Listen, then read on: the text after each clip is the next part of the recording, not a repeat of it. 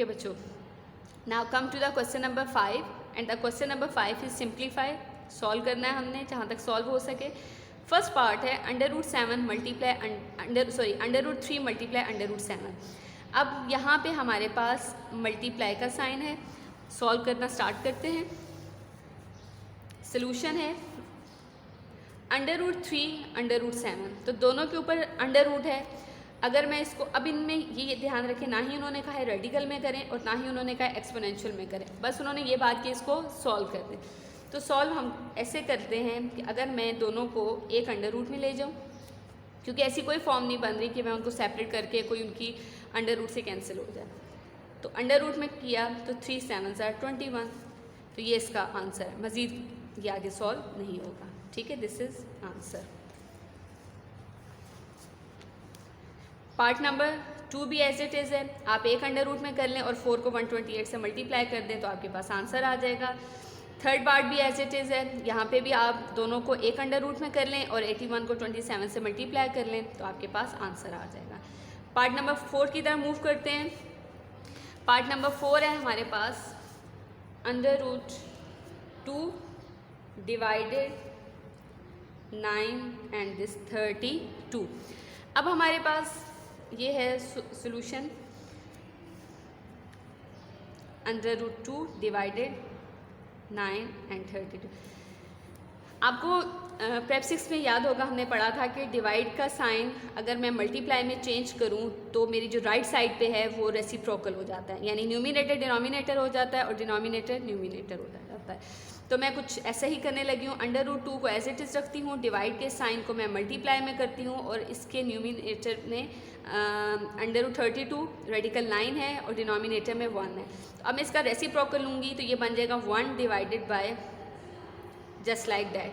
ठीक है, तो अब हम ये करते हैं, इसको √2 एज इट इज़ रहने दें या ऐसे लिख लें। ठीक है, जैसे आपको आसानी लगती है।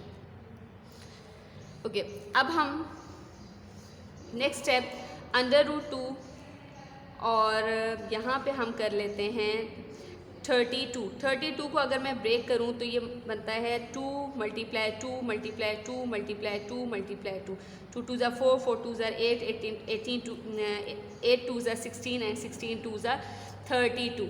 यानी कि हमारे पास 2 एज इट इज़ और 2 की पावर ये बन गया 5। ओके, अब हम नेक्स्ट स्टेप ये करते हैं, हमारा नेक्स्ट स्टेप हो जाएगा, अब हम इसकी भी एक्सपोनेंशियल फॉर्म बना लेते हैं। इसकी एक्सपोनेंशियल फॉर्म बन जाएगी 1/2 और डिनोमिनेटर की हमारे पास बन जाएगी 1/9। क्यों बनेगी? क्योंकि यहाँ पे जो ऑर्डर है वो 9 का। ठीक है जी। So the next step is 2 power 1/2 as it is, लेकिन 5 यहाँ पे 1/9 से मल्टीप्लाई हो रहा है तो ये हमारे पास आ जाएगा दिस इज़ 5/9। ठीक है, अब हमारे पास नेक्स्ट स्टेप है कि अब ये देखें यहाँ पे 1/2 है, ये 5/9 है। इसका मतलब है this is smaller and this one is greater. अब हम न्यूमिनेटर को डिनोमिनेटर के पास ले आते हैं। अगर मैं इसको लेके आती हूँ तो ये बनेगा, यानी इसको मैं नीचे ला रही हूँ तो प्लस है तो माइनस हो जाएगा, फर्स्ट है।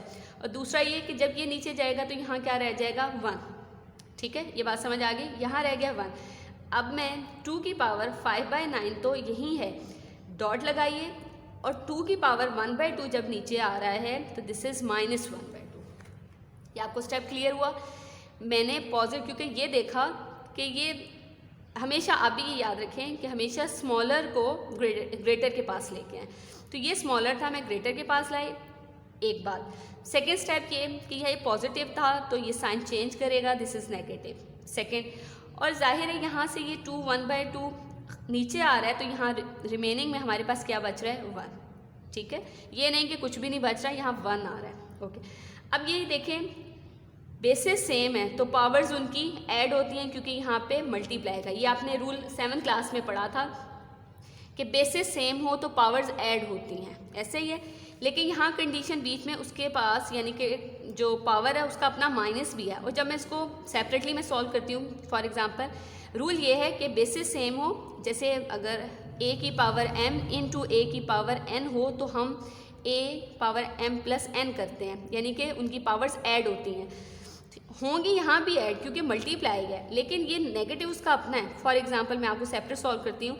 2 की पावर 5/9 इंटू 2 की पावर -1/2। मैंने कहा बेसेस सेम होती हैं तो पावर्स ऐड होती हैं, ठीक। अब 5/9 प्लस -1/2, जब मैं इस स्टेप को ओपन करूँगी तो मेरे पास बनेगा 5/9 प्लस माइनस -1/2। तो ये ऑटोमेटिकली नेगेटिव साइन खुद हो जाएगा। ये कोई हमने खुद नहीं यूज़ कर रहे, लेकिन ये मल्टीप्लाई होने की वजह से नेगेटिव साइन आ रहा है। Okay, so the next step is 1 divided bye 2 5/9। अब हम 5/9 -1/2, ठीक है। ये आपको यहाँ पे मैंने रफ में समझा दिया। ओके, अब हम नेक्स्ट स्टेप कर लेते हैं। 1 एज इट इज़ 2, 9 और 2 का एलसीएम लीजिए, दिस इज़ 18। 9 को 18 पे डिवाइड करें तो 2 को 5 से मल्टीप्लाई कर देंगे तो ये हमारे पास आ जाएगा 10। माइनस नेक्स्ट है 2 को 18 पे डिवाइड करें 9, उस 9 को 1 से मल्टीप्लाई करें तो 9 1 = 9। ओके बच्चों जी, नेक्स्ट स्टेप पे चलते हैं। 1 डिवाइडेड बाय 2, अब 10 - 9 इज 1, 1 डिवाइडेड बाय 18। जी क्लियर है। अब अगर मैं इसको रेडिकल की फॉर्म में लिखूं तो मेरे पास वैसे ये एक्सपोनेंशियल में आंसर आ चुका है क्योंकि आगे सॉल्व नहीं होना, लेकिन मैं आपको एक और स्टेप बता देती हूँ। अगर रेडिकल में लिखना हो तो कैसे लिखेंगे। तो हमारे पास 2, ये तो इसकी बेस थी, अब ये पावर है 1/18। तो मैंने प्रीवियस क्वेश्चंस में भी आपको यही बताया था, जो डिनोमिनेटर होता है वो इसका रेडिकल का ऑर्डर हो जाता है, ठीक है। अगर ये देखें, अगर मेरे पास ये हो तो मैं क्या लिखूँगी, 2 की पावर 1/18। मेरा प्रीवियस स्टेप वापस आ रहा है। क्लियर बच्चों, दिस इज योर आंसर। जी अभी मैंने आपको ये पार्ट बताया है, पार्ट नंबर 4, पार्ट नंबर 5 भी ऐसे ही है, अब आप खुद करेंगे, और पार्ट नंबर 6 भी आप खुद करेंगे, ठीक है बच्चों। आई होप कि आज का लेसन आपको समझ आ गया है। इंशाल्लाह कोई भी प्रॉब्लम नहीं होगी। Note down your diary.